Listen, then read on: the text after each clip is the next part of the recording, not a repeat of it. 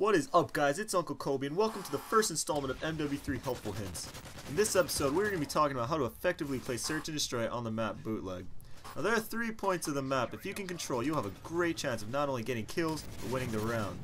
The 3 are what I like to call platform, mid-map, and street.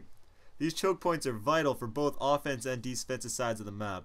Now with that being said, let's get right into it, starting with defense. When pushing up the right side, it is smarter to play a little more passive and let the enemies come to you. The best place to do this is to head glitch the platform and shoot them as they run by. As you can see, they can barely see you, and if they do, it will be too late to do anything about it. Another great spot is sitting behind the barrels. It basically does the same thing, however you are left a little more exposed to enemies. Switching gears to the left side, it is important to stop any enemies from getting into the middle from the street. This may prevent them from getting the bomb planted in the beginning of the round. After taking care of them, it is smart to head glitch the white truck and pick anyone off trying to get behind you. Rushing middle on defense is probably the hardest thing to do on this map. However, if you throw a stun over the building, you can stop them in their tracks and take them out. Switching over to offense, you are faced with the same challenge of controlling all 3 sides of the map. When pushing up the left, the first thing I like to do is watch for anyone trying to climb up the wall. If no one's there, I switch my focus to the barrel spot that I showed you earlier. If both of those spots check out, I sprint across the platform and hop on the other side of the barrel, looking down near the trash can.